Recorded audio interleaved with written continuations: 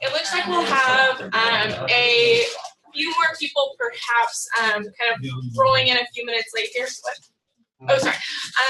Rolling in a few minutes late here, but we'll go ahead and get started to be respectful of everyone's time, and particularly Dean Gwinner and Patrick's time as they're coming to present their fee proposal today.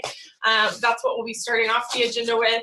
And for the benefit of all the new faces in the room, we'll go around and quickly say name and college you're representing or your role on the committee. So Jessica Van Rankin, student body president and co-chair of the committee. Sherman McGee Graduate School. Jake McIntyre, representing the College of Ecology. Victor Balda, representing the College of Arts and Sciences. Jordan Martin, College of Engineering. Kai Goodman, College of Architecture. Chloe Newton, College of Business. I'm Will Moreland, representing College of Ag. James Kratz, Graduate School. Anna Jackson, College of Education. Kevin Gwinner, Dean of the College of Business. Patrick Kennedy, I'm the president of the Dean Student Advisory Council. Cindy Bennett, faculty senate president. Cindy Bontrager, Administration and Finance. Kathy Bowman, visiting the committee. Vice President elect. Thank you. Trenton Kennedy, Student Body Vice President, and I take notes, or take the minutes. Heather Reed, Student Life Advisor to SGA. I'm Jonathan Pushin, and I'm the privileged to be chair and ex officio member on this committee. Anna? She was here. Oh, she was here. I'm sorry. I thought you were like just what? I'm sorry. I have not had enough coffee today. And a lot of the wonderful individuals in the back here are with our intern program. They're visiting one committee this week, as well as Jordan Deloach, our teaching staff, and our intern coordinator, all wonderful people. But we'll go ahead and get started with the presentation from, Macy. Macy is joining us from Salina. Macy, can you hear us? Yes, I can now. Can you hear me? Can't hear us. But yes, Macy's here. She's a little box in the corner. Macy from Polytechnic. Looks like it got dark and Yeah. wasn't that dark before. Yeah. We'll go ahead and dive in. Great. There you go. That's one. Thank you. All right. So again, I'm Kevin Gwinner, the Dean of the College of Business, and got Patrick Kennedy with me, who's our Student Advisory Council president this year and last year. And so we're here to talk to you about our fee proposal, which is the third phase of a three-phase plan that we've been putting into place. Is there a clicker, or do I just do that? I'll just give that to you. All right, perfect. That works for me. Will make you nervous if I stand over your shoulder? No. Tell me what I'm writing. So what I thought I would do is the committee submitted a whole bunch of questions to us, and what I want to do is I have just 3 slides on. I have 3 slides on just to give you a little bit of background on the fee, because my understanding and looking around is that this group turns over from year to year. So give you a little bit of background, not a lot though, because you obviously have the proposal in front of you and have a chance to look at it. And then all the rest of the slides address the questions that you raised. And if we can keep this interactive, I think that's probably the best way to do it. And if you have questions along the way on a particular slide, I would just say raise your hand then, so we don't wait till the end and you might forget what you were going to ask. So does that sound like a good approach? Mm-hmm. All right. And so I heard Dean Dawson went like 1 hour and 15 minutes, and we have 30 minutes for this.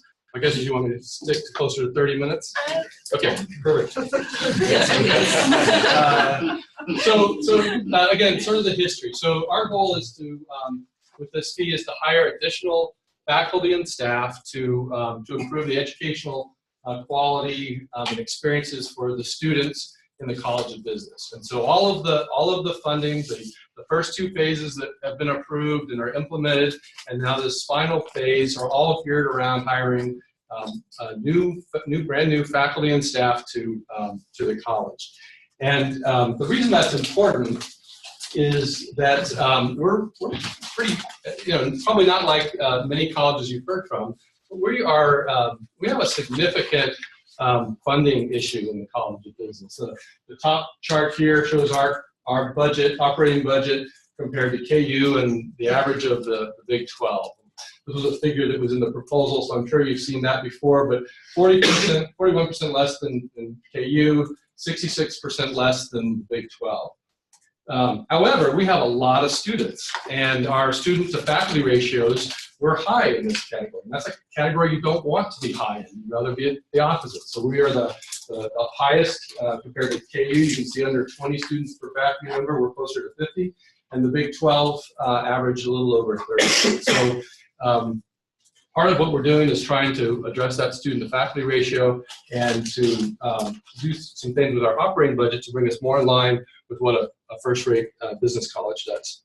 So the history on this fee is my predecessor, Alim Alexideh, came forward with a fee for $100 per credit hour. It was going to be phased in over 5 years, $20 a year, with the funding split evenly between hiring new faculty and staff and bringing existing salaries up in the College of Business. So you may know that we have a salary issue in the college, like many colleges do on campus, which is an issue with retention and hiring.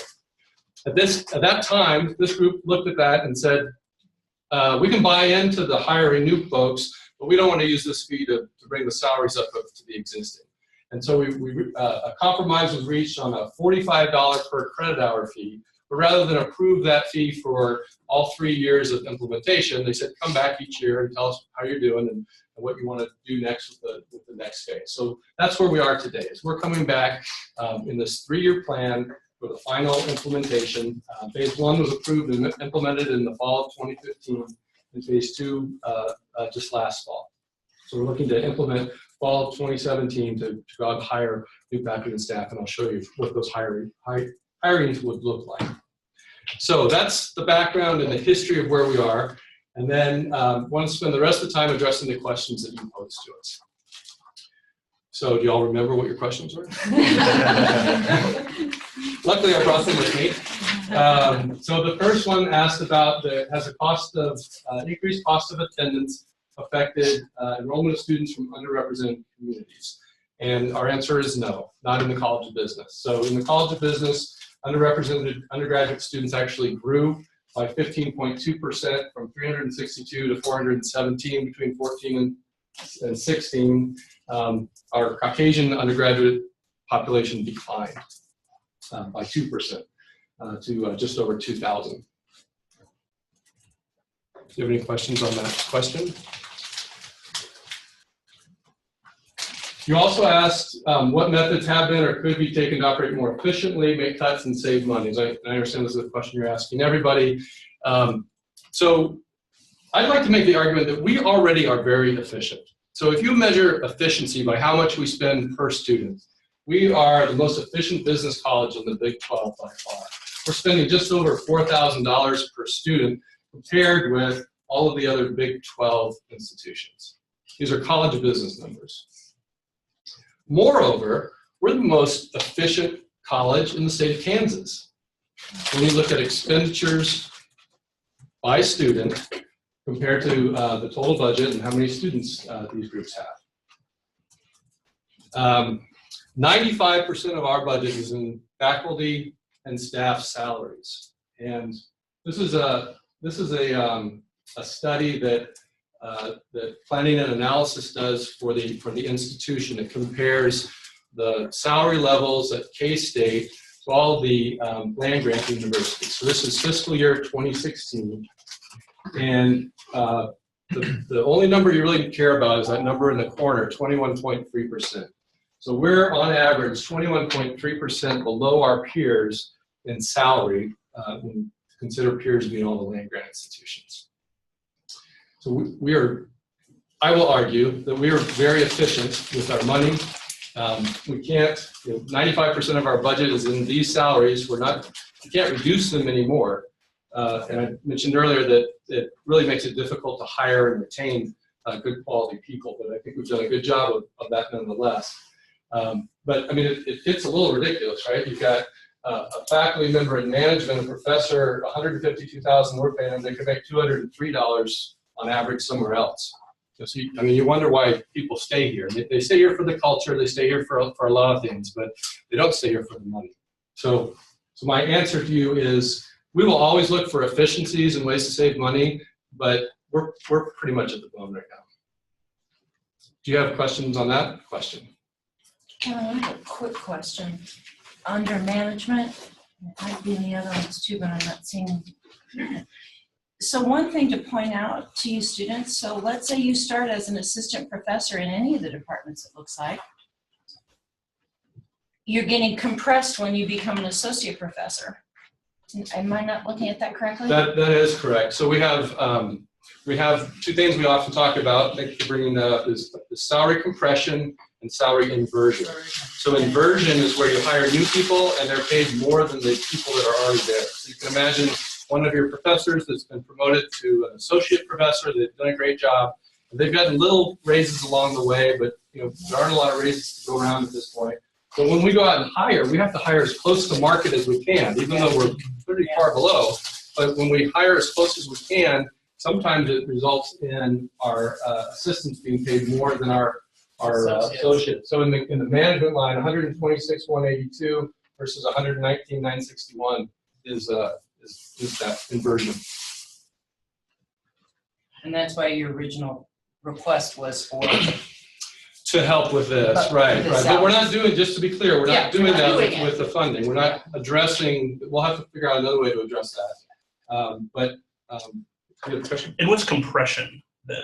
So then, so inversions is the backward compression is when they just get too tight. So we actually don't see, big bumps when you go from assistant to associate to full. I mean, we have some university bumps, but when you compare the groups, they're really tight. Yeah. So when you look at the all ranks category, there's 37. Does that mean total across the board, or does that mean all ranks outside of assistant, associate, and full? Does that make sense? Yes, that's all ranks. So that's when you sum the total assistant, associate, and full professors. In the College of Business at K-State, there are 37 of them. Okay. And then the comparison group has over 4,000.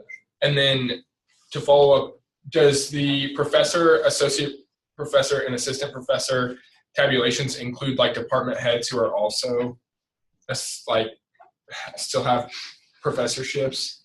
I don't think so, but I don't know. I don't think they do either. I don't think so. From what I recall from the data, administrators are excluded. So like department heads. Okay. Yeah. We can double check that. Make sure. Well, actually, I can verify by looking at marketing. So there's 3 full professors in marketing when this data was taken. One of them was the department head. They're not in the data. And they would be the reverse. The others not the same way. Like they don't. When they look at the other institutions, right. They don't. They exclude. Yeah, you want to keep apples to apples as much as you can. Yeah. So when you look at like our mean marketing professor salary is 171, does the department head would obviously make more than that, correct? Not necessarily. Okay. But in that case, they do. Gotcha. I do know some department heads on campus who are paid less than their highest paid. We have some, for example, one of the reasons that one's so high is one of them is an endowed chair in the college, and the endowed chairs have a salary supplement. So I don't really want to get bogged down in the salary numbers because we're not asking for salary money for existing people, but I'm just using it to make a point that I feel we're fairly efficient to date. As I've said, we'll always look for ways to increase efficiencies, but it's difficult to find those efficiencies when such a large percentage of our budget is in faculty salaries and staff salaries that we're already paying fairly low wage compared to our competition. Okay. You asked for the expected costs associated with each hire. So this is that information. I wasn't sure exactly what you were asking, why you were asking for that information. What I can tell you is that that we're spending within about $15,000 to $25,000 all the money that we've gotten for each phase. So if that was the reason you're asking the question, are we spending the money that we're bringing in from the fee? Yes, we are. I don't think you were asking the question because you want argue about how much we're paying a management professor or something, but does this answer what you were looking for? Any other questions on this? Sorry, I'm the person that asked this question. Sure. And I was just wanting to compare because in phase 1, you hired a lot more people, but of lower rank, obviously, than phase 3. So just to see that. Yeah. So here's the logic on that. And the logic is that one of our goals was to reduce class sizes.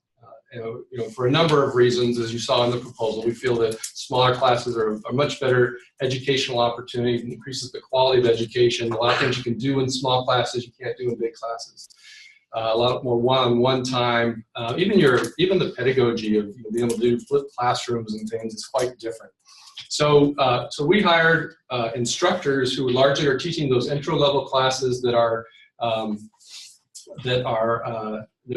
the big ones we're trying to reduce. And then the other thing is that's a group of folks that we could hire in right away. They could start. Most of those people started in January, and we were able to then have a bigger impact that year.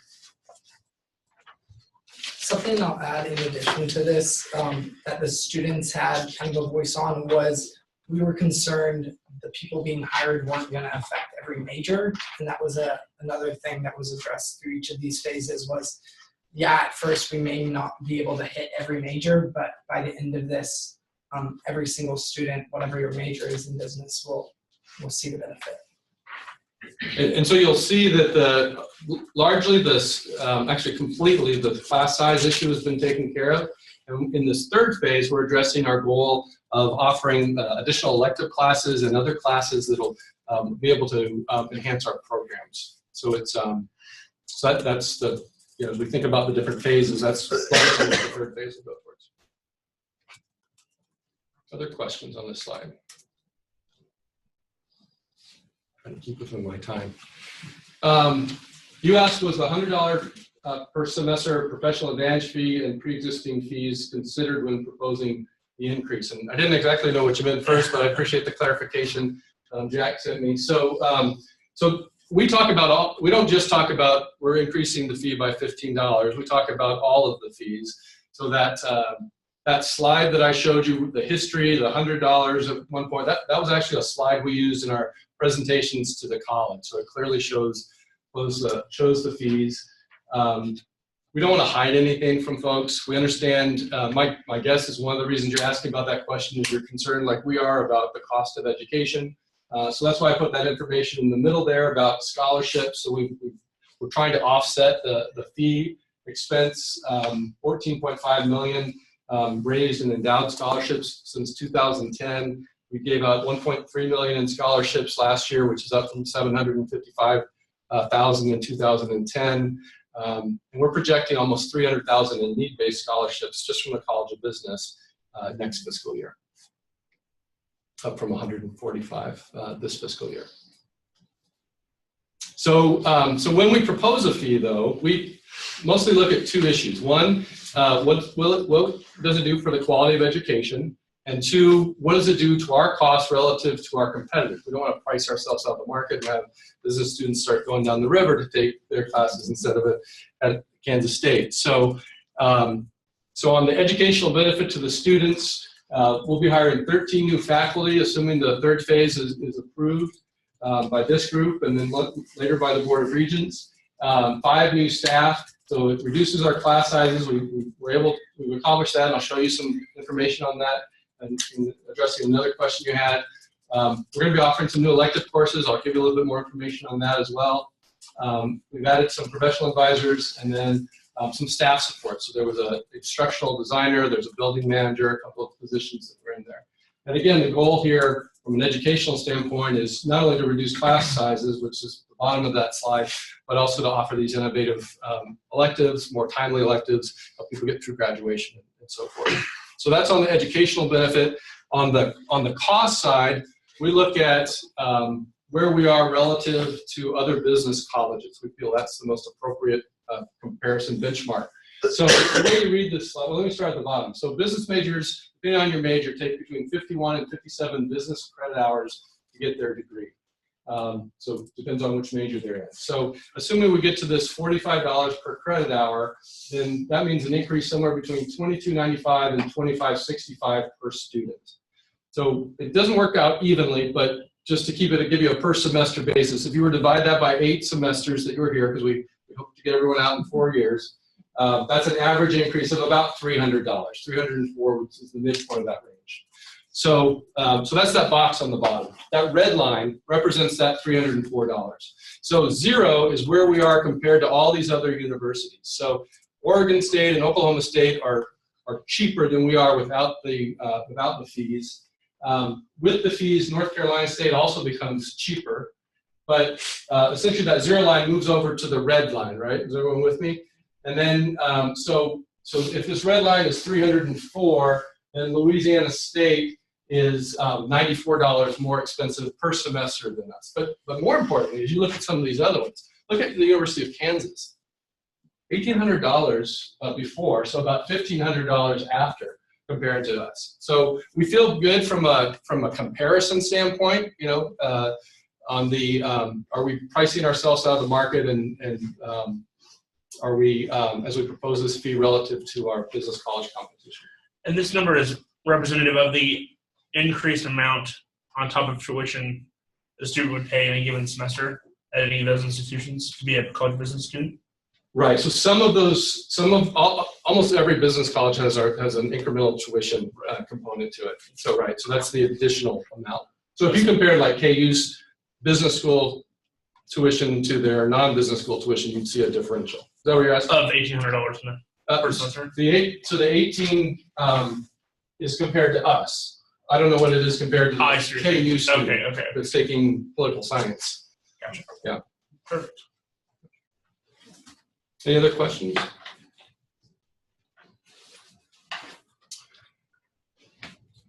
You asked about the Professional Advantage Center compared to the, so we have a Professional Advantage program. Most of you aren't business students. So we have a Professional Advantage program that is a workshop series. It's largely around career development. We've integrated it with our career coaching and executive mentor program to have a career development area. And the question was, how is it different than the Career Center from CES? So, and I'm assuming you're asking this, I'm not actually sure why you're asking this question. I think this is a great question to ask. I'm not sure it's relevant to the fee that we're talking about right now. The question to ask would be very appropriate because I think all of the colleges and all the units should come back and review their fees with you from time to time. And maybe that's your purpose with this question, but. And I think this question probably asks, like, is a piggyback off of the second question, which is what are you doing to be efficient? Mm-hmm. And if there's a service that is repeated, I'm not saying it is, I think that's why we ask the question is, so we have the Career Center, there's Professional Advantage, can you basically justify the need for that expense? Because at the end of the day, although it's a separate thing with a separate fee, it's still money out of students' pockets in terms of increased cost of attendance. And kind of that, I think that's probably the answer to why kind of we're asking the question. So. Sure. Yeah. So, and sorry, just to piggyback off that, I don't remember this question getting asked, but I would say just in general with every college that we've reviewed and every fee proposal that we've heard, if you're providing something that's being funded by a fee, regardless of when it's proposed, it's going to be on the table and going to be analyzed every time there's an ask for an increase. And so that's, I think, the justification behind asking about Professional Advantage specifically. So I'm happy to address it. My suggestion would be just to move those to two separate discussions because I think they get conflated sometimes. But the so our justification is essentially these bullet points. So we, like I said, we've leveraged not only Professional Advantage, but our mentoring, our CBA Connect, which is our executive mentorship program, company engagement, and career coaching for the benefit of the student. So we have the differences. Let me just touch on the differences because I think that's where you're going with it. Now that I get a better feel for the question. Kevin Mokatarian, do you guys know Kevin? He's the business school CES guy, career Connect guy, or Career Center guy. So one guy, and we have 2,800 students. So the math is not very favorable. We want to see career services. I'm used to call them CES, so I'm sorry if I don't have a news lingo down. Career services is really good, in my opinion, of doing a few things. They can do some general direction on resumes and mock interviews, right? So they're usually not discipline specific. That's why I say general. They do a really great job, and where I think their value is, especially for the College of Business, is in setting up, having some corporate connections and setting up interviews with our students, and then having the physical space to actually carry that out, both full-time jobs as well as internships. So to me, that's their primary mission and benefit to the college. What we bring then on top of that is more on the career exploration side and the development, starting with a person as a freshman. So we have a staff that sits down with you as a freshman and works through, what should your ideal resume be in 3 years, given that this is where you want to go, and start to work through what is that going to mean. I mean, maybe you need to be an officer in student government. Maybe it means you need to be join this organization. Maybe it means you need to get an executive mentor. And so they work with that student to move that resume along. We do so our executive mentorship program is a part of this program, and that's where we connect a student with an executive from our alumni base. We have about 600 executive mentors that work directly with our students, and then our career coach program, which is the other component. So. Kind of summarizing a bunch of bullet points there, but I think that answers the question. I think it's just kind of, I think sometimes when a college already has a number of fees, while they may all serve the purpose really well, sometimes when, like you said, this group has a lot of turnover, and so we come in here and there might be some questions about, well, why would they need another fee when they already have this, and that kind of stuff. But I think this is a helpful overview. I don't know if there are any other questions about how professional advantage plays into this. And I think the purpose of this is not to you grill everything you're doing, but just as a question of efficiency. So I appreciate you answering that. You're welcome. So let me point one other thing out, is that a large part of this program is funded through private donations too. So we have in our career development area, we've raised $10 million in an endowment from an individual that's very interested in career development. Wasn't going to give it to scholarships, wasn't going to give it to the building, gave it to this for this purpose only. And with that, we've hired 3 people in our career development area. So we're leveraging not only the student fee, but we're using that student fee to leverage it when we go out and talk to other alumni about giving to the college, especially in this area. So it actually helps quite a bit in having those discussions. You asked about accreditation and our risk of using it, and how the increased fees might mitigate that risk, and then you asked about accreditation scores. So I'm not sure on the accreditation score what other colleges have. We don't have a numeric score. Our accreditor is AACSB. They were here 3 years ago and gave us a pass. We passed through accreditation successfully. There's always things they ask you to look at and to address. They'll be back here in 18 for another visit. They come every 5 years. So you asked though about the risk of losing accreditation with regard to the fees and how the fees might help with that. So there are 16, I want to say, standards that we have to meet for accreditation, and 3 of those standards address the adequacy of the number of faculty and staff you have, as well as the financial resources in the college. So I can't tell you today how a peer review team coming in to look at our college will interpret these standards relative to what we have, but I can tell you that the increased budget and the staffing that results from the fee certainly helps it. So let me just the ones in red are the ones that kind of apply. So standard 3 asks about financial strategies to provide resources that are appropriate to achieving our mission. Specifically, the school has realistic financial strategies to provide, sustain, and improve quality management education. And then on the bottom there, the school has adequate financial resources to provide support services for students, including academic advising and career development, and for faculty, including instructional support and professional development. So the funding we get from the fee adds to our budget, allows us to make a strong argument that we're accomplishing that standard. Standard 5 is that the school maintains and deploys a faculty sufficient to ensure quality outcomes across a range of degree programs, that the faculty is sufficient in numbers and presence to perform and oversee the following functions. So it's things like curriculum development, course delivery, and so forth. So again, the fee addresses the added resources we get from the fee, and the staffing that we're then hiring, the faculty we're hiring with that, helps us meet standard 5. And then the final one is standard 7, that the school maintains and deploys professional staff in our services sufficient to ensure quality outcomes across the range of degree programs it offers.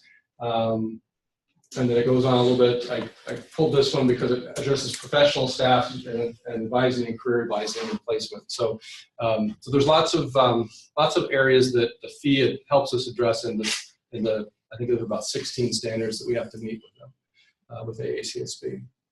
That's one of our pride points, by the way, as a college and should be as a university, that we're one of about 5% of colleges worldwide that are accredited by AACSB. You said what percent? 5. We have a special designation because we're accredited both at the college as well as we have a separate accounting department accreditation with them, which is unusual. Get down on that one. So we will not lose accreditation. I'm not here to tell anyone that, especially my boss. I think one of the question, I think one of the reasons this question came up is we've had a discussion with engineering about their faculty to student ratios, Mhm. and I think the question might have come from that. Sure, How sure. are your faculty to student ratios? So our accreditor used to have very specific guidance on that, but they've taken the specific number out of the standards. Yeah. Can you elaborate on how, I know you showed a slide that had about 50 students per faculty member. How has the last 2 years of the fee changed that number? I've got a slide on that. Okay, coming up. We'll come back to that question. Awesome. All right. You asked if we're trying to get more endowed faculty positions. Always. We have 2 proposals currently out. One is for a chair in finance. Another one is for a cybersecurity position in our MIS area. I want you to understand, though, what an endowed faculty position is, just and the magnitude of money that we're talking about. So to hire a management professor, you saw those management professor salaries. So $140,000 plus the benefits on top of that, about $30,000 gives you $170,000. So we would need a $4.25 million endowment because the earnings on that are we say 4% conservatively to pay that.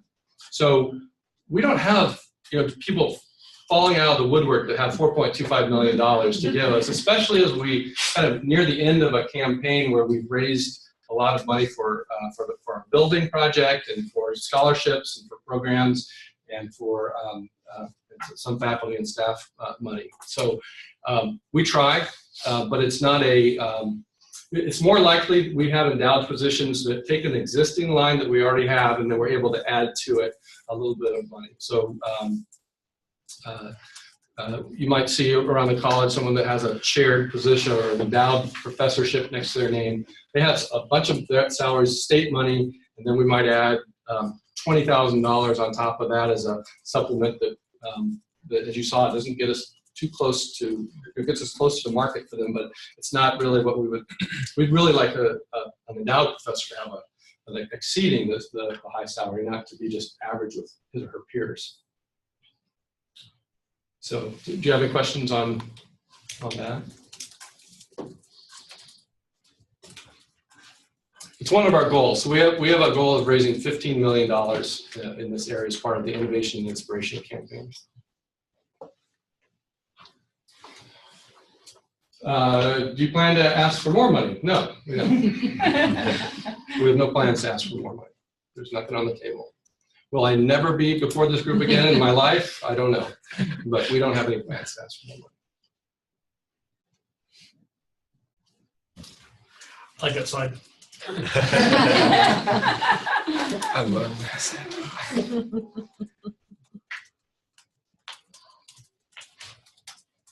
All right, so this is when I asked for some clarification on too. I appreciate what you sent. So the question is, would it be better to respond to the progress thus far instead of continuing with the previously planned phases?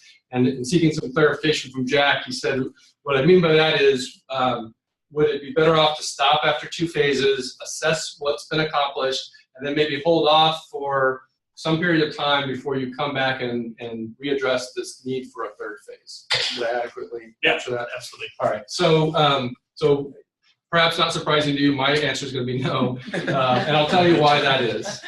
So we've accomplished part of what we said we were going to accomplish, and that's the class size reduction, which will be the slide I promise is coming. What we haven't accomplished, though, are some of our other objectives, and specifically the ability to offer elective classes that our employers and our graduates have been asking for. So with the new hiring, we're going to, in the purple box at the bottom, be able to hire a finance professor who's going to help us with a financial analyst track within the finance major. If that finance chair comes in, the one I told you we've got in front of a donor right now, that's going to be huge. We'll have to leverage that position really well. We're going to be able to offer additional marketing electives. Right now we have a little bit of a bottleneck in marketing as they've restructured their curriculum. So we'll be able to relieve that graduation bottleneck. There are 9 electives you take as a marketing major, and this allows, this additional capacity will allow students to get through that easier. Our MIS area is hot again. It's been hot for a while. MIS went up, and then it came down, and it came back up over 7, 8, 10 years.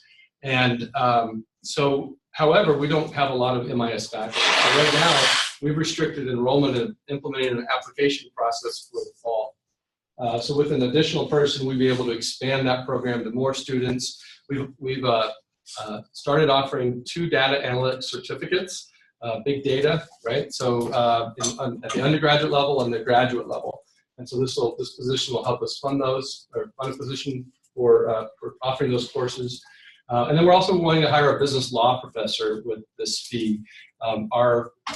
The CPA, Certified Public Accountant designation has recently required an additional business law course for people seeking to take that exam. And almost all of our accounting graduates, especially those that go through our Masters of Accountancy program, need or plan to take the CPA. That's a goal. We've got a great pass rate in it, as a matter of fact, out of our accounting area. But we don't have capacity to offer additional business law classes. We've been talking about reduction of class sizes. Most of that's taken place in the introductory level, and this new business law professor would also allow us to juggle a little bit on the strategy side. So a strategy professor that's currently offering ethics would now offer additional capstone class, while this business law professor would offer that ethics class. And so we'll be able to shrink that capstone class down too, which really we do cases in there, and really having a smaller class size is really beneficial. And then we're going to hire an additional academic advisor. I think this is the 3rd academic advisor over the course of the 3 phases of the fee that we'll be bringing in. The business students support this fee, and I'll come to you in a second.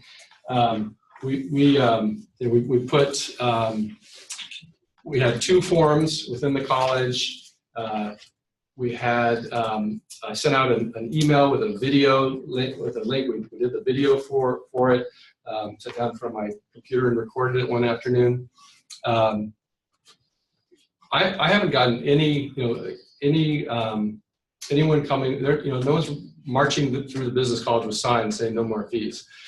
What I think is, matter of fact, we've had relatively little interest in this 3rd round of the fee, and I interpret that to mean that we've been talking about this for 4 years. We've been implementing it for 2.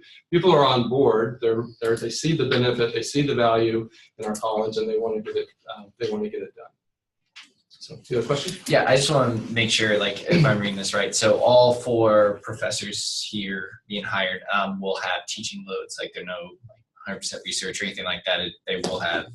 Right. So you're the graduate student representative? Yeah. So in our college, we don't have anyone that's 100% research, like you can do in some other areas.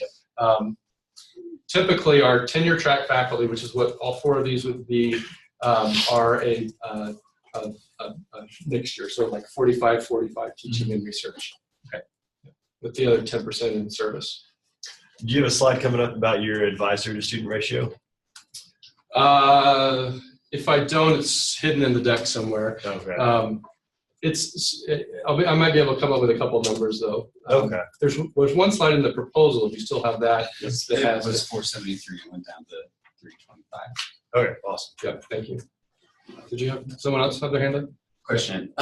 Just kind of looking at these as tenure track faculty, where you foresee, like once you hire on the tenure track professor or anything of that portion, where do you kind of foresee that salary coming from, say like enrollment drops, or for some reason you're not getting that income from fees, or tuition gets cut?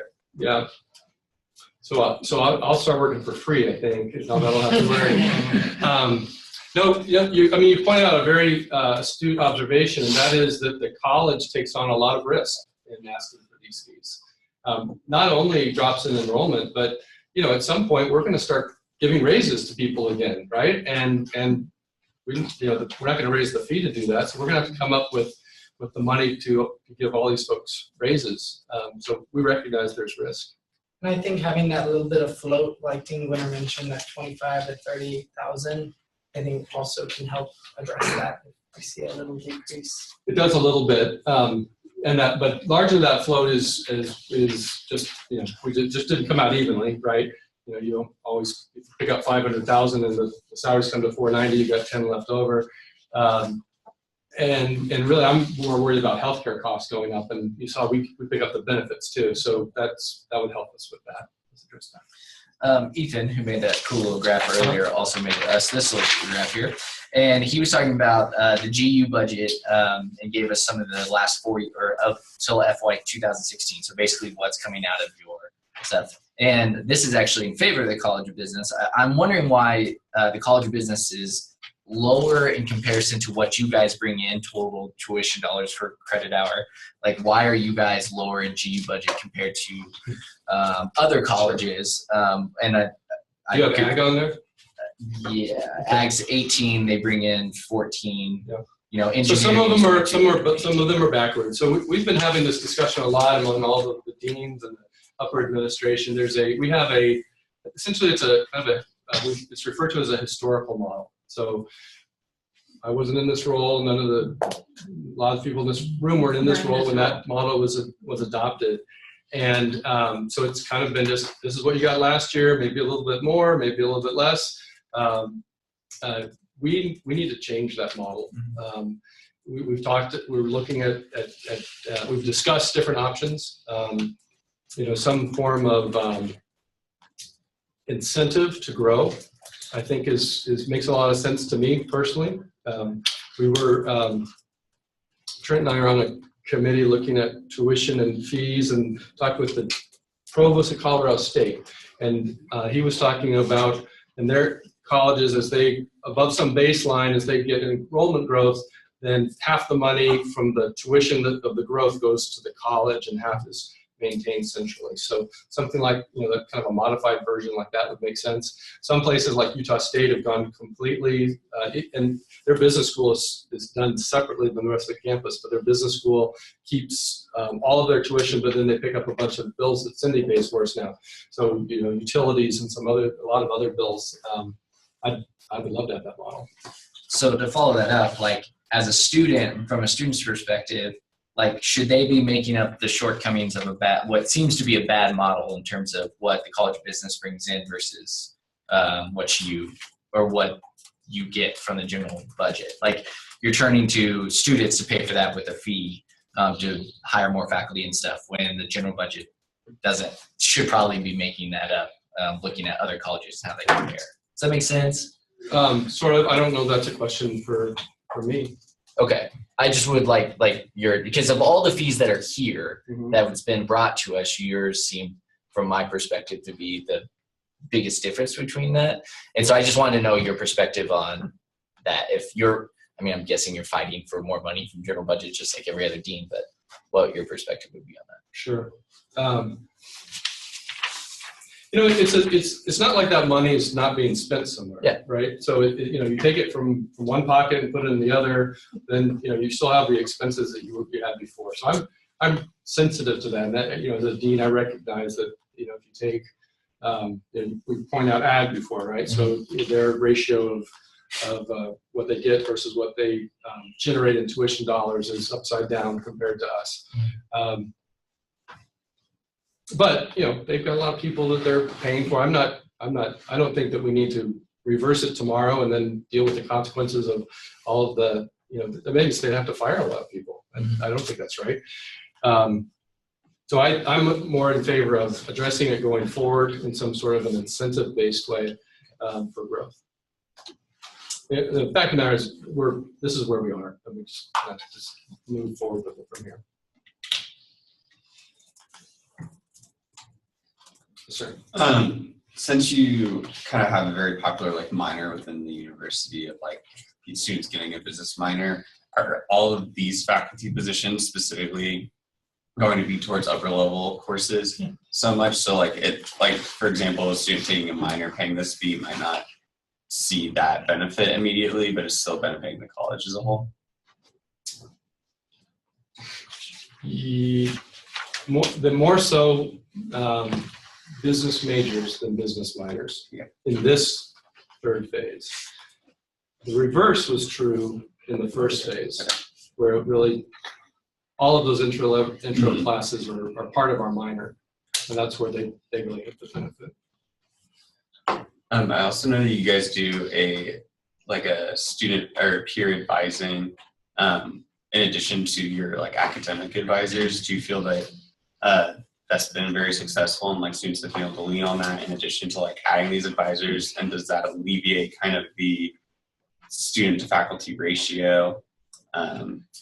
So the peer advising has been largely around first generation students for us this year, but we're expanding that program to be, our goal is to give every incoming freshman their own peer advisor. Now it won't be one-to-one, it'll be, I'm a peer advisor, I might have 14 freshmen that I'm working with. What we're finding is the questions that they're really concerned about and have a need to talk to a peer advisor with are quite different than the questions they might ask of a faculty member. So it really serves two different purposes. I'll go on unless there's another. I know I'm over already. You were challenging me. Not trying to. What's the positive impact of student advisors? Do you know the impact? It's positive, right? I was kind of surprised that I got this question. We think student advisors are critically important. Our model in the College of Business is perhaps different than other colleges. Some other colleges on our campus do more of a faculty advising model, where a faculty member might be assigned 30, 40 students to advise. And so they meet with that student twice a year, fall and spring semester. And I was in that model the university I was at before I came here. As a result, I was terrible at that because I only did it twice a year. It wasn't my main job. So our academic advisors, beyond helping students select classes, do so much more. Help them think about study abroad, help them think about opportunities to get involved on campus, help them think about when they have issues in life, kind of being their liaison to work through those issues. We feel that our academic advising office is a real strength of the college, and it's something that we're very proud of. And there's a whole bunch of bullet points there as to why. My guess is the value of academic advising. I think it was more in relation to because you have academic advisors and then you have student advisors, not necessarily peer advisors, but student advisors. Yeah. And so when you take your total academic advisor to student ratio, do you count those student, I think you call them 0.4 0.4 times student advisors. I remember seeing the proposal. Do they go towards that ratio, and how have they affected, I guess, so we hire some students to help us with the advising tasks, some of the kind of common questions. We've seen some of them. Yeah. Sometimes it's easier to get in to see them because of that high ratio. So they're not, that 0.4 is not at all associated with that. The ratios that we're talking about are all our professional advisors, most of whom, by the way, have master's degrees. to students. Gotcha. That 0.4 was just represent the point of time. Yeah, that's right. So it was an individual that was already on staff. We added another 0.4 for her line and made her full-time. I think we're getting close to the end. You guys asked a lot of questions. Is there feedback on student advisors was another question. So the Office of Student Life does a survey. This is the one from spring 2016, which is our most recent one we could find. So the question overall, I'm satisfied with my academic advisor and the advising I received. 3.83 out of 4.0, which is above the university being at 3.77. If I misinterpret that question and you're actually talking about students that work in the office, then I apologize, but this is the academic advisor survey. I don't remember that question. I read if I asked it. I don't know. The quality of the student advisor? I'm trying to recall the conversation that. Yeah, I think the conversation, and I think for me at least, it potentially was helped by the fact that you said it was largely towards first generation students and kind of helping that peer-to-peer relationship. But because I think the question was surrounding that we had just heard some feedback that maybe student advisors wasn't always a great experience, that the academic advising in College of Business was great, but that maybe the student advising didn't receive. Trent, you can speak to that. I'm not a College of Business student. I'm remembering the conversation because, correct me if I'm wrong, there's a program which is peer advisors, which assigns you to have a peer advisor when you get to the college. And then there are student advisors who work underneath academic advisors, correctly? Or is that correct? We hire, so I'm not sure what we call them, so I apologize. Okay. But I know that we have students that we hire to work in the advising office. Okay. Gotcha. Yeah. And this could probably be a different kind of conversation. I don't know if it's as pertinent to the fee currently. Yeah. If anything, the good news is we're hiring an additional student advisor with the fee to help offset the load. You asked about the number of sections over 90. We don't have any more, and I'll get to that slide I promised you in I think the next slide. And you asked if recitations could be utilized to offset the large class sizes. We don't have large class sizes anymore. Further, we don't think that's necessarily, for our college, necessarily a great idea. Those intro classes, we try and expose students to a lot of information. So at a recitation, you're typically taking a class period out and rehashing some of that material in a different way and in an applied way often. But we don't think that's given, we don't see the value in that relative to what you lose in class time. And then oftentimes those are taught by graduate students, which then you run into sometimes issues of quality. And if you don't hire a graduate student to do that, then there's really no cost savings to that.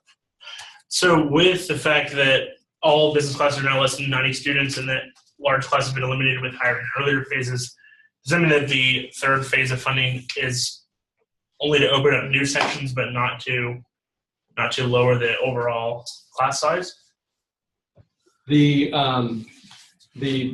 third phase, those 4 faculty that we're looking to hire will be teaching, will be largely teaching elective classes. By and large, electives, new electives, timely electives, to help eliminate some bottlenecks we have, offer new programming, especially in the area of finance, business law, as I mentioned.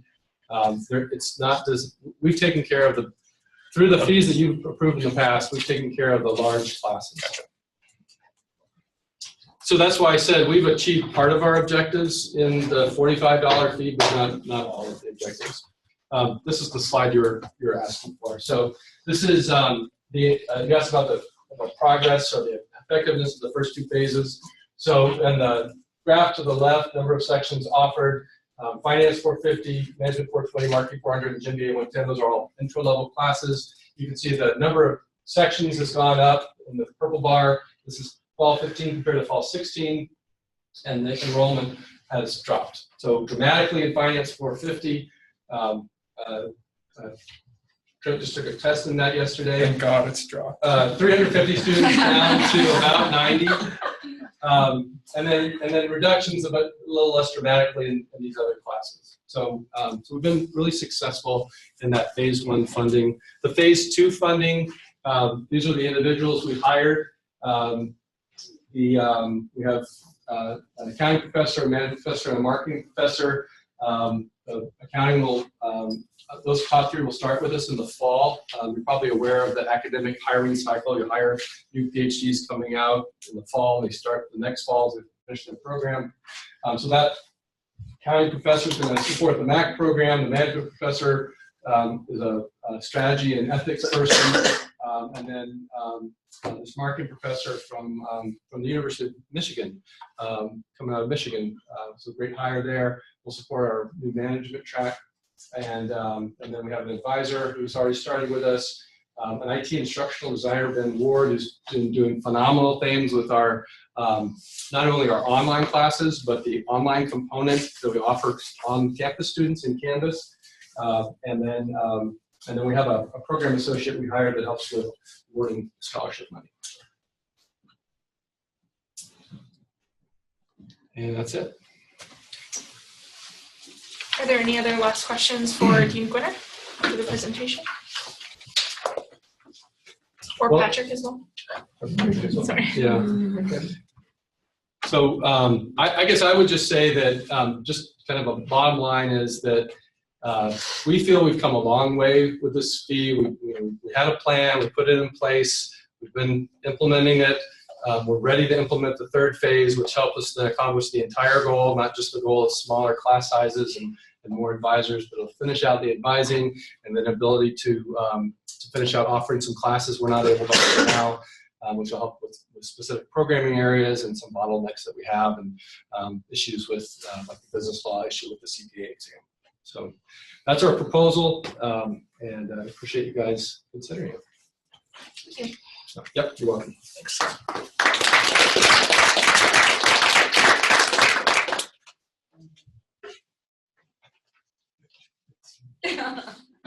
2 minutes to get this done. All right. That is, I think because our meeting on March 28th doesn't have as much on it, we can probably push the update on budget and things like that to March 28th, and we can just focus on the infrastructure fee for the rest of the time, because I imagine it will take that.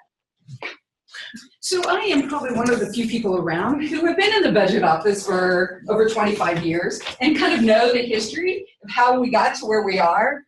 And you probably feels like a broken record. We're always blaming the state, but when I started in '89, and back then our funding was much larger from the state. And we looked at our general use budget. 75% was state funding, 25% was tuition, and they had tuition enrollment adjustment. So as our enrollment grew, the state gave us money for that. And so we were able to do certain things, but it's all changed and the states continue to go down. And I don't know if Ethan shared this with you when he gave his budget presentation, but basically we flip-flop.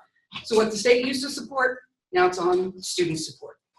So that's the new reality. Now we got to catch up with our models and how we budget and allocate out. Because I'll remind you that whatever goes up, it has to come down from somewhere. We have to balance it. So it's not all positive all the way around. Grow, grow, grow. Well, somebody's going to be a loser, because we have to balance all of that. So that's part of why, with our administration, we looked at it with President Schultz. The experience with RCM models and things like that, they showed maybe a 3% change. And it's a lot of pain and agony, and wasn't sure 3% was worth all that.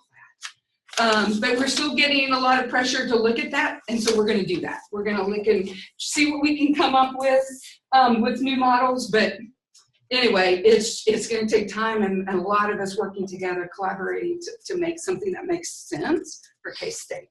So sorry, that's my plug on budget and why we are where we are with funding. So I'm here to ask about academic infrastructure enhancement fee. So I want to give you a little overview, and then I kind of fuddled along with Dean Dawson's model because I thought it worked pretty well, and have the questions with answers after this slide. We did get the fee was proposed because you're like, this is building, they're already moved in. Why are we now just talking about this? So just to let you know that this came to Tuition and Fees Committee back in 2015, 2 years ago. And it was passed at that time. Initially, it came through as part of the tuition rate increase. During that legislative session, the legislature decided that we're going to put a cap on how much tuition can be raised that year. And in exchange for that, they weren't gonna cut us. So we at least got to the end of the session without cutting. Now that following December, they came in and cut us. But anyway, we brought down tuition. And we went from around a 5% down to 3.6. And so what we did in order to get that balanced is, Reagan Case was the chair, student body president at that time. And so it's his idea to come in and say, why don't we go ahead and put that in as a fee? This particular item has no salaries. We're not supporting positions or people on it. And so it kind of made sense. And so that's how it was presented to the Board of Regents. Got to the board meeting, we had our presentation all ready to go. And the board, Regent Logan at that time decided, you know what, we're gonna apply that percent all the way across the board. So not only did they cap tuition and fees, or tuition, they also capped the fees. And at that time, Andrew is our privilege fee chair now, the privilege fee increase was around 3.2. And so they kind of, he's used this as a model. So look at K-State, they're right there under that 3.6. But the way it was presented, and I'll take responsibility for that, they didn't see this other fee. And so for me to have gone in, it would have been like 25 cents a credit hour. And so talking with President Schultz at that time, we had a little time with the expenses because what we're supporting was more technology furniture. What came in at the end of the project, we'll wait a year. And so that's what we did. We withdrew it. We did not move forward with that fee at that time. So we came back last year to the tuition and strategies fees, full disclosure, and they voted no. They did not pass it at that time. And so here we are again. So just to remind you that this is in support of the business building. This was something that evolved with President Schultz. And I kind of came in, I think Kevin also came in after the decisions were done. I think initially they maybe were looking at private funded 100%, but then got pushed back from some of the advisory members and things from business saying, where's the state support, where's the university support? And so at that time, then President Schultz said, okay, I'll commit 15 million for this project. And I think there was around 55 is kind of where we settled in order to move this forward. And so that's kind of how we evolved. So what I am requesting, we are requesting is a $4 student credit hour fee. This would not include Polytechnic, it would not include Olathe, it would not include Vet Med. So I've had some questions on that. It would not include distance, global campus. So this is only on campus credit hours. It generates about 1.9 million. And how we're proposing that be split would be 900,000 to repay the commitment. So we have, we're paying our bills. We paid for the business building reconstruction. We're keeping up with our contractors. But what we've done is an internal loan. So we did not go out and borrow on this project. We're doing it all through the foundation. And so the gifts, as they come in with cash, we pull that in from the foundation and we repay ourselves. And so we have a 13.5 because project's coming in a little less than the 55 million. And so right now the university commitment is around 13.5 million. And so that's a gap that we got to fill. And so when I talked to Andy Hurtig, who was the chair last year, I said, what could we do? What do you think would have made a difference? And he said, students felt like they needed to see the benefit more immediate. So he said that if, we know we have needs with our current buildings on campus, and he thought if we could maybe direct some of that funding for where all students would benefit from that, he thought that would be something that maybe students could back and support. And so that's kind of where we are and why we're moving forward with the way it's being presented. Super quick question. Yes. Main campus credit hours include grad but not vet med, correct? It's graduate but not vet med. Okay, so just undergraduate and graduate classes on campus. Yes. Cool. So now, and this is very informal, so feel free to ask questions. So what I'm going to do is go through the questions that were submitted to me that came from the committee. And of course, with efficiencies, what can we do? I don't know if Ethan shared the a spreadsheet, but we looked at our cost over 10 years for the university. And when you adjust for inflation, we've grown about 9% over that 10 years. And we're looking at per FTE. So that's pretty lean. That is pretty efficient. But I don't know if he shared that with you, and I should have thought to bring that slide. But these two are sitting on the efficiencies committee. We can always do better. And so we're looking now at what we can do to continue initiatives across campus that make it more effective, that make it more efficient. We're trying to see, will there be some dollar savings that we can identify? Things that we've already done is building maintenance zones. That's really helped as far as productivity, knowledge of certain buildings by a group, a team. And so they go in, they fix something, they know that they're going to fix it again if it breaks, so they get more familiar with it. They probably do maybe a better job from the beginning because they have the same people kind of doing that over and over. So we found that that's been really effective for our zone teams. We've done quite a bit of energy conservation. We think we can still do better with that, and single stream recycling.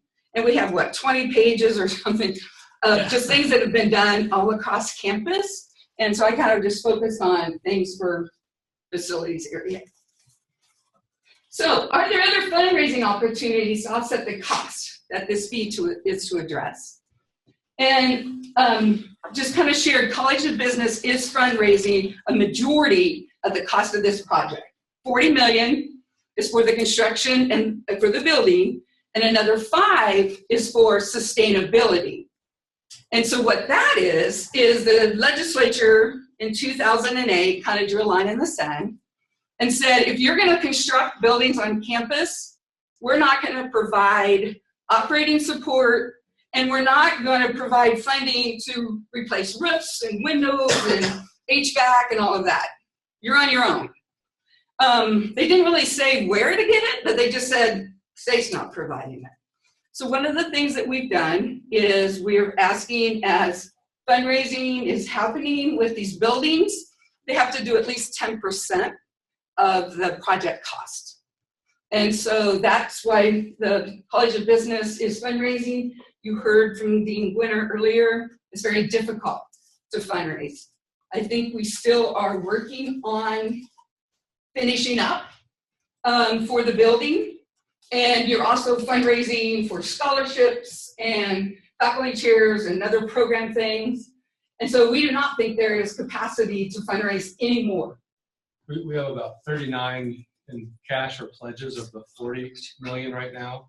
And of the sustainability fund, the 5 million, we have about $1 million of that in hand. What we found is, as the building is now up and we've hit all kind of the major, we hit all the usual suspects, right? The people that are big donors, the flow of money in is trickle off. It's just not the people to go out and touch anymore because they've given.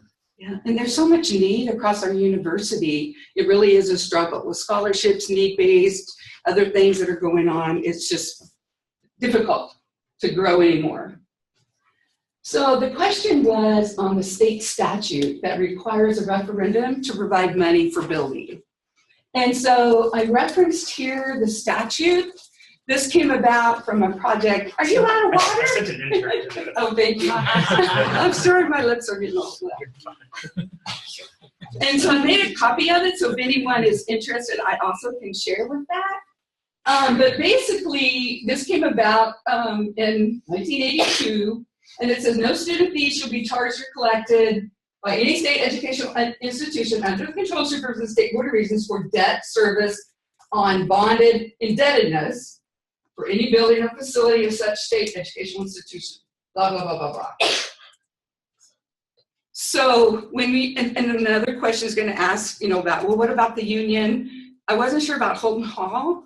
I think library maybe was another one. Those projects are ones that were 100% funded and supported. We went out and borrowed money. And so it added to the university's debt load to build those projects. We did not have any other funding sources to pay for that. Students went and they passed referendum And I think it became part of the privilege fee. So the most recent one we did was the Union renovation, 25 million.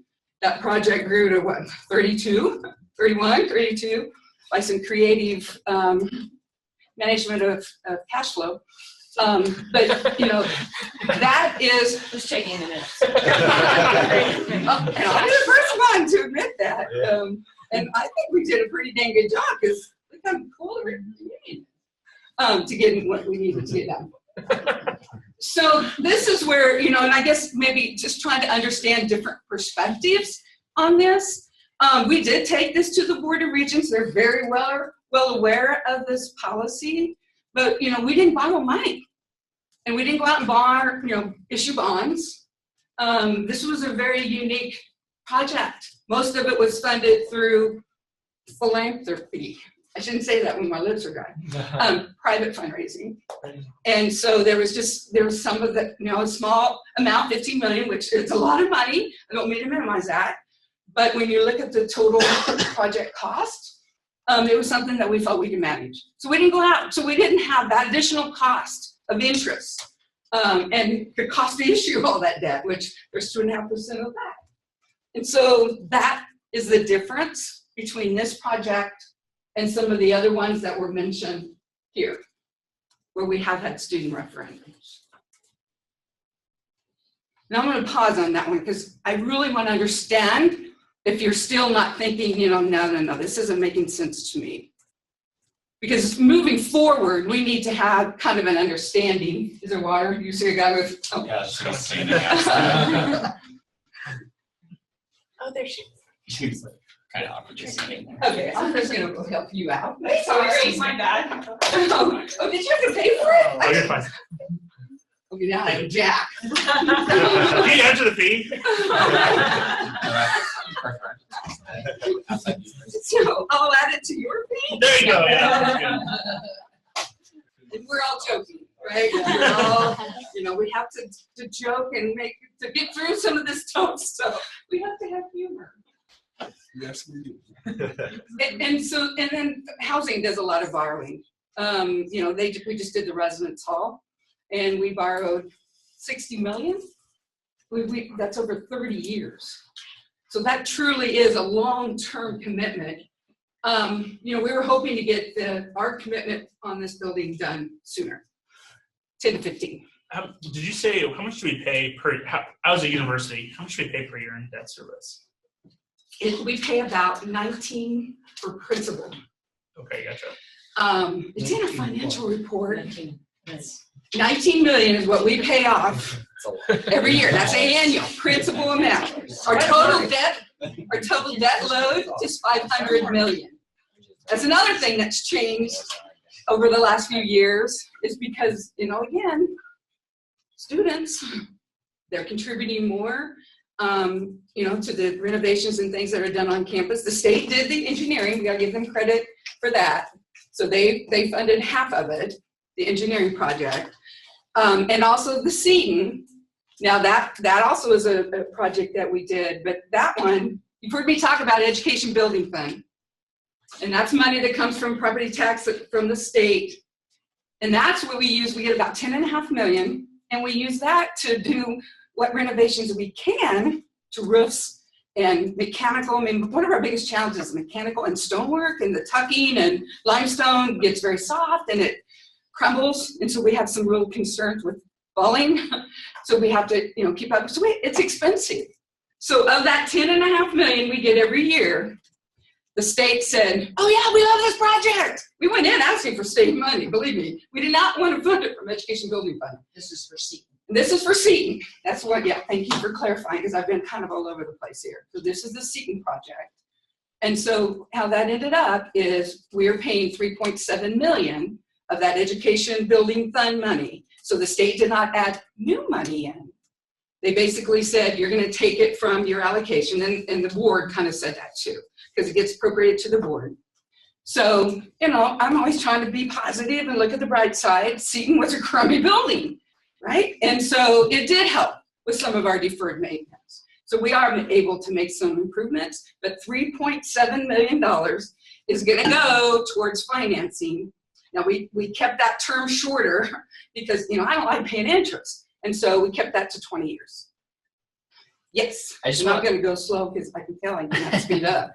I just want to clarify real quick. So when President Schultz committed 15, which is now 13.5 or whatever the gap, did he have, this fee was in his mind that he was going to assess all No, students? I don't think he got that far down, to be quite frank, Okay. Trenton. You have I a don't think question he on was, huh? You have a question on that later, I think. when Do you're done. we? Yeah, I think that's right, of what President Schultz, but I don't Trent, think I he. was with him on the Yep. conference call. It was Bruce Schubert, myself, Fred Chalik, who was the head of the foundation, and Kirk. He agreed because there's been a lot of pressure to say the university's in on this project. We did not have a discussion at that point when he said, yes, we'll commit $15 million. He did not have a specific plan that he shared with the rest of us. Maybe it was here, but. And he didn't tell you that? He didn't. Yeah. Before he I- left you or know, anything we were like that? close, He did but not. not ESP close. Because I think perception among students is kind of that this was a very like movie-like game time audible where it was we'll commit 15 million with kind of really no, We were at a tipping point of whether to move forward on the building. Yeah. And he felt he had to make a commitment. It was after that, it was like, wow, how are we gonna do that? So then we got into the weeds to figure out how to. Yeah, and I think there's student interest, and we can, this separate but related issue, there's student interest. And I know we've talked about how the foundation has different processes now, that wouldn't happen again. Absolutely. I think we'd love to maybe put that in writing in some form. I don't mean that to be funny. I mean, genuinely, I think that would be, I'm not sure exactly what that would look like, but I think that's been a big thing over the last couple of years of like, I think we can talk more about how exactly could we put that in writing and so that students could be consulted a little bit more on that. Because I think we've had great conversations about the fact that we all are on the same page that maybe wasn't the best move for student dollars. And, I'm not second guessing the president that I worked for 7 years. He was a very good president. I think he felt pushed to make a decision. But I think, Jessica, you're absolutely right. And maybe inviting Greg Willems to one of these committee meetings towards the end to say, this is what we're hearing. These are the kinds of concerns we have because they have tightened up these rules. I know that he would come in and talk to you about them. I pushed them. Cindy pushed them to tighten up these rules because we just had to have a sequence of events, a process. Also about process prioritization, So- figuring out what's important. We might be asking the He's same laughing question. I apologize. I don't mean to beat dead horse, but No, in please. regard to the state statute, the reason why this is possible is because we are not paying for debt service. Correct. We did not go out and issue bonds Because and it's put the insurance. university into it, yes. Okay. And so, if a catastrophe happens, the foundation will be responsible for making sure we get cash in to cover their portion of the building.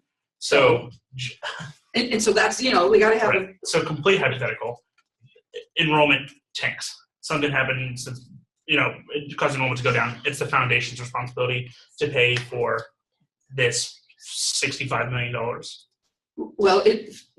Okay, so the sustainability is totally on, so what we're talking about is 55. Okay. 53 and a half. Gotcha. So remember the state, you don't know this, but the state has all these funds.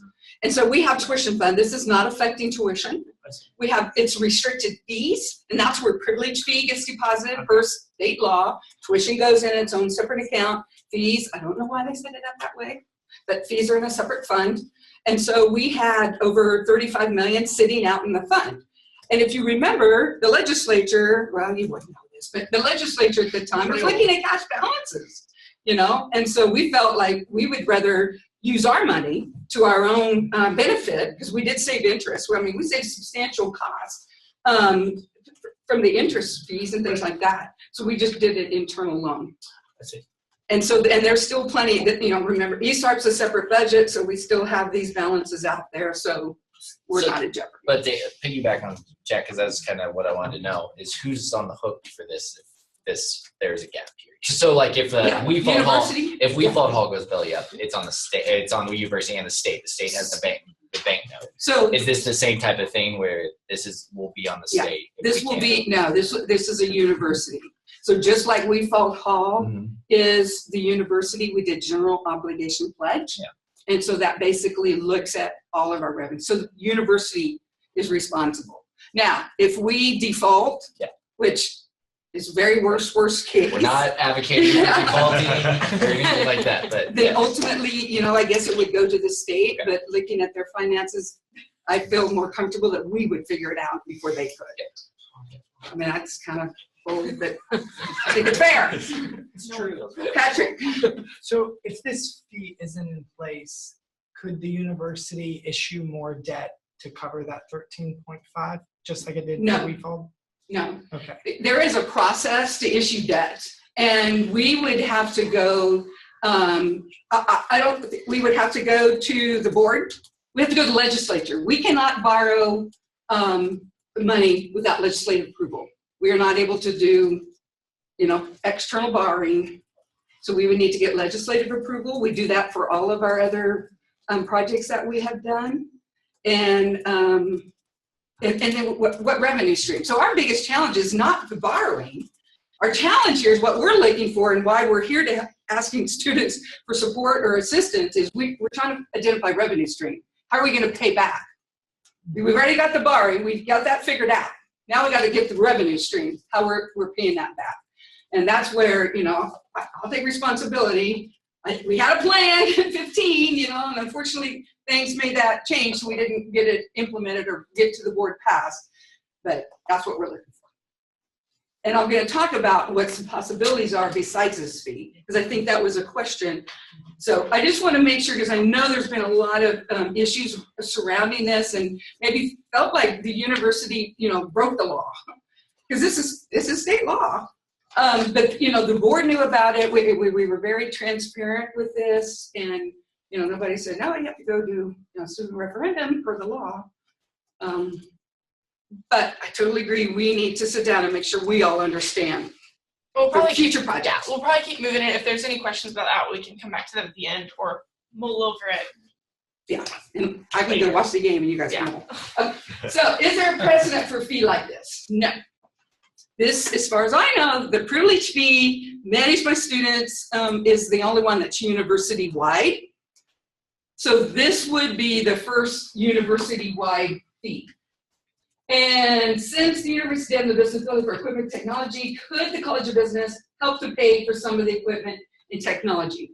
So my answer to that is what you heard tonight is the surcharge is designated for faculty salaries, and the Professional Advantage Program, they already have designated what they use that fee for.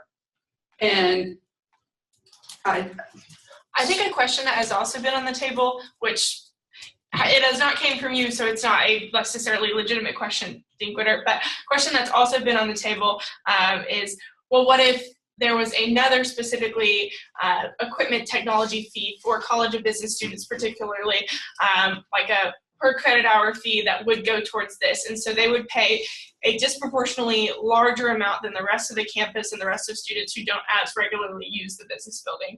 I know that would put a higher burden on College of Business students, but that's been an idea that's thrown around. And I would be curious to know what your thoughts, as well as your thoughts, Dean Quitter and Patrick, as well on that. I'd be happy to address that. Do you mind if I pass something out? Not at all. Anticipating a little something like that? Really? I had not. While he's passing out his back, please slide. To the rest of it. I'd like to add that one of the reasons that I insisted on the classrooms, most all of the classrooms within the new College of Business building, and Dean Quitter and I have talked about this just recently, that I insisted those classrooms be general use is so the whole campus saw the use of these buildings. And because of the business building being built, we've been able to move other people into the space that business had been utilizing. So. And they're not paying for that space. No. Correct? Yeah, No. they just got moved in. Absolutely. Arts and sciences. Trent, some more by you. So can I walk you through this? So we've talked a lot in words about the benefit of the business building. This is an attempt to quantify it a little bit. So you can see the areas of benefit on the left. So we have an estimate from our architect that it would cost $18 million to build Calvin Hall today. There's we vacated all of our courses in business college now are taught inside the business building, the new business building. We used to teach about 75 classes a year across campus. So that's the 75 classrooms per year, previously used by business, now available for math classes. Then the business building, and yeah, that's just true. Half the classroom, I separated into half of the business building, and we can argue a little bit about what these percentages are classrooms, about a quarter offices, about a quarter are common areas, including the study rooms, atrium, and coffee shop. So then you see the value to the right. So the 75 classrooms, if you assume one had to go out and rent that in Manhattan, even if they could, what's the value of a room like that? So 3 days a week, 32 weeks a year for the full year, $200 each time. And I just used 10 years, but you'd have to obviously do it longer than that. $14.4 million. The business building, this was indicated as about a $53 million project. So if you divide that out by the classrooms, the offices, and the common areas, you get the 26.5 and the 13.25s. So in terms of value then to the CBA versus non-CBA areas. So we don't get Calvin Hall, so there's zero there, but 100%, arts and sciences has moved in there, as you know, the dean's office, political science, history, and security studies, maybe. The 75 classrooms outside of Calvin and outside of the business building go across the campus that are now available. So we gave all of that value to non-CBA entities.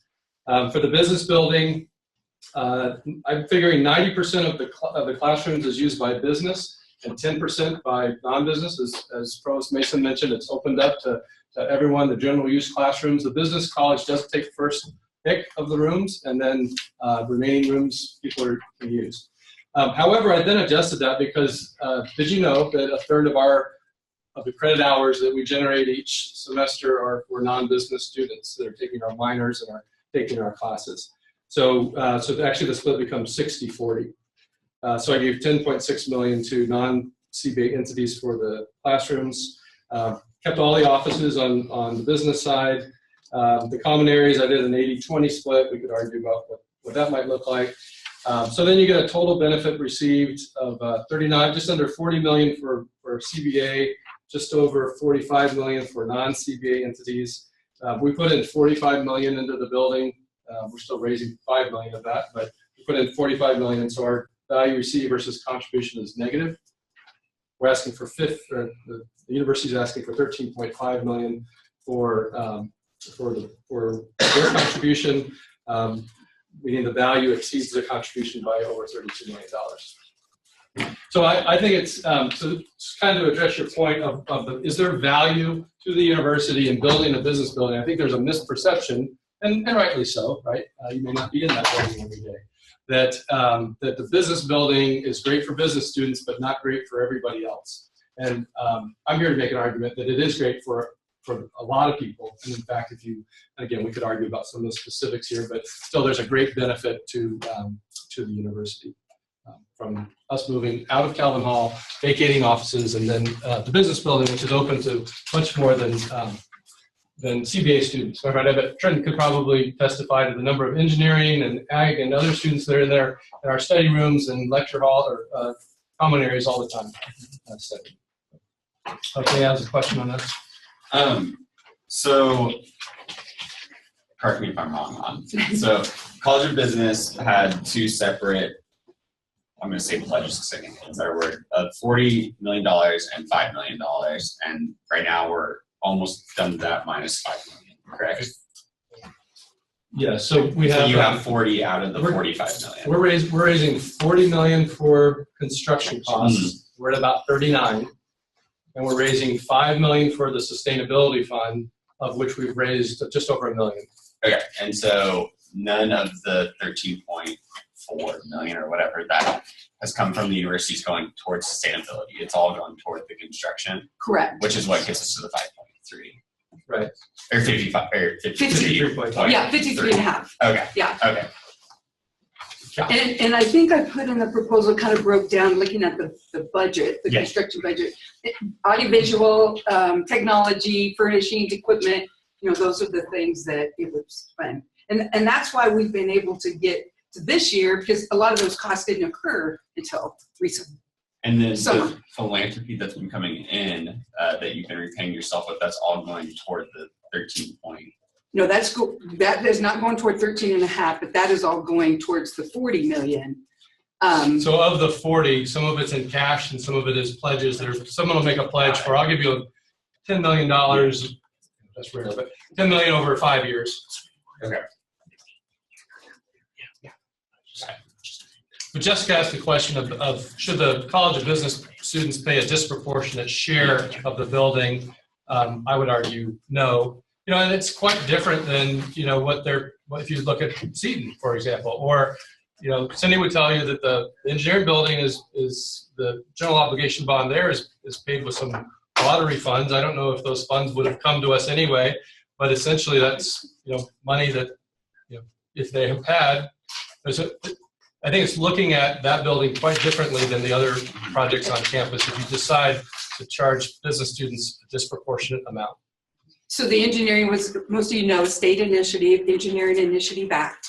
Wichita State, K-State, KU were the three institutions who were part of the agreement with the state, and we were to provide more graduates. And we knew to do that, to increase our classes or our enrollments, we have to have more space. Now, you heard from the dean, they're already outgrowing, you know, what we've built. But anyway, so that state did at least provide half of it. Do you have a question? No. You and I will talk later. No, sounds great. No, you Okay. answered it. Okay, good. So, Sure, we're into it. could each college pay a fee for improvement on their buildings? Not every college has a fee. And again, I think it's important that, you know, as these colleges have talked with their students, they figured out what they're going to support with their fee. And, you know, they have already their plans of what they were doing and how that revenue would be designated. So this definitely would be a twist to them in order to do that. And is the proposed, so we talked about in the proposal putting together a committee of faculty and students and to help us prioritize the areas that we want to renovate. And could it be, it does not have to be under administration and finance. Could it be under SGA and our faculty senate? You know, I think we're open to all of that. You know, one of the things, you know, I've been thinking of, this is very similar to privilege fee. So do we just add it in and have it administered through, you know, the privilege fee process? I think we're at this point open to ideas and recommendations. Provost, do you want to add? We haven't talked about this. This is just Cindy's opinion. But so I think we're open. Okay, this is the historical context. And where did that 15 million come from? So I think the provost really has answered, you know, it was very vague, university resources. Well, what are those?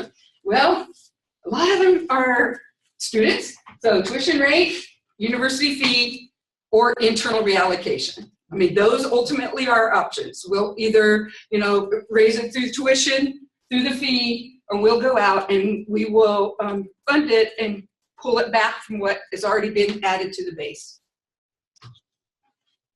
Could we have a university-wide forum? Absolutely. I'd be happy to go and talk about this and get students' perspectives and input. If I can do concealed carry forums, I think I can handle this one. So, I will do this one before. yeah, well, before July 1, right?